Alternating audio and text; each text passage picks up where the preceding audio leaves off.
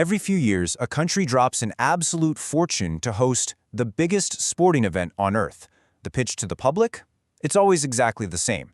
You're promised a once-in-a-generation economic boom, endless waves of tourists, and immense global prestige.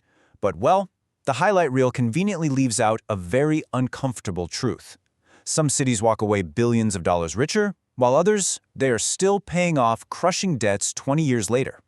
Welcome to This Explainer, where we are challenging everything you thought you knew about the business of sports. Today, we're breaking down the $500 million gamble of hosting the World Cup. All right, let's dive right into it. Hit the brakes for a second. $900 million. That is the staggering cost of the Mané Garrincha Stadium in Brasilia, built specifically for the 2014 World Cup. At the time, it was the second most expensive football stadium on the entire planet. And do you know what it's primarily used for today? It's a parking lot for buses. Literally. That is the harsh reality nobody wants to put on the promotional posters. So it begs the ultimate question, right? Who actually wins and who is stuck paying the bill? In this explainer, we are going to look at 3 real-world case studies to answer that exact question. We've got one city that got absolutely destroyed financially, one that is still hurting, and one that pulled off the single most profitable mega event in history. By the end, I promise to reveal the exact formula that decides a host city's fate, and we'll use it to predict exactly what happens in North America in 2026. Section 1. Brazil 2014, the $11 billion hangover. Brazil spent over $3 billion on new stadiums, mostly using public money, by the way, driving their total hosting bill past a staggering $11 billion, which brings us to this utterly absurd figure, $270 million.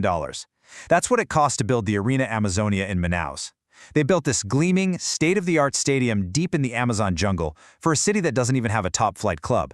Today, the maintenance bill runs close to $250,000 every single month for an arena with almost nothing to host. Economists actually have a perfect term for this, a white elephant. It's a building so wildly expensive to maintain and so impossible to actually fill that it becomes a permanent financial drain on the city. Brazil built at least 4 of these white elephants for 2014, including that $900 million bus parking lot in Brasilia we just talked about. I want you to hold that phrase, white elephant, in your mind. You're going to need it again. Section 2. South Africa 2010, the bill that never stopped. The public in South Africa was sold the dream of an electric economic boom, but reality hit hard. Take the Cape Town Stadium.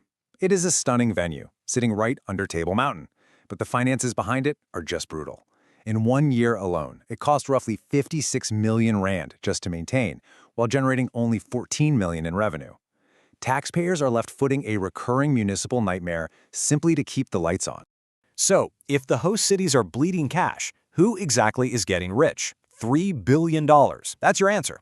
While South Africa absorbed all the massive debt, FIFA walked away from the 2010 tournament with around $3 billion. And get this, mostly tax-free. It's a brilliant racket for them.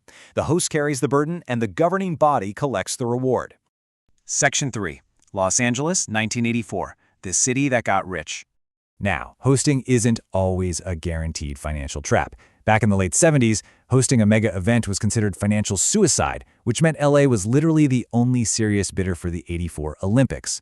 That lack of competition gave them the ultimate power to dictate the terms via Peter Uberoff's radical playbook. Rule 1, build absolutely nothing new.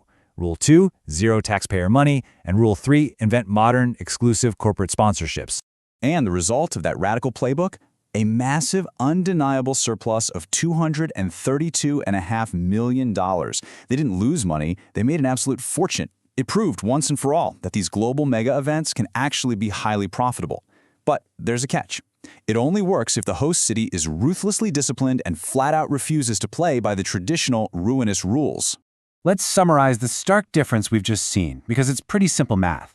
Building brand new monuments from scratch equals crushing debt, as we saw in the Brazilian disaster.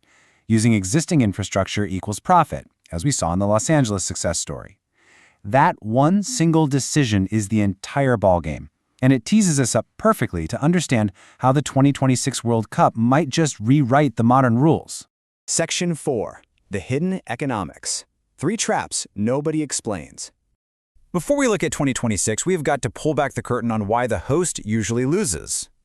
There are 3 major traps politicians conveniently forget to explain. Trap 1. Cost balloons. Basically, whatever budget a city announces, just multiply it. Trap 2. The substitution effect. Those projected tourists everyone brags about, they usually just replace the normal tourists who stay away to avoid the crowds. And Trap 3. Leakage. Sports economists warn that when a local fan buys a ticket, that money just leaks right out of the local economy and straight into FIFA's pockets. Section 5. World Cup 2026. Stress testing the hype. The 2026 World Cup is going to be the biggest ever. We're talking 48 teams, co-hosted by the US, Mexico, and Canada, with a projected $5 billion impact. But is that real money? Let's assess Dallas. Some estimates project a jackpot impact of $1.5 billion. And what's the critical detail here? Dallas is following the LA84 playbook. They are using the existing AT&T Stadium with private upgrades. They are simply using what they already have. Then you have Miami, a classic cautionary tale for trap number 3, leakage. $53 million, that is the local public investment Miami is putting in. Organizers love to float massive impact numbers, but a huge share of Miami attendees will actually just be locals. And remember what we just said? Local money spent on the World Cup flows straight out of the city and straight to FIFA. And what about New York and New Jersey, hosting the absolute crown jewel, the final at MetLife Stadium? Well, this region faces a massive risk from trap number 2, the substitution effect. New York is already one of the most visited cities on the planet. The tourists who would have come anyway will simply show up for the World Cup instead.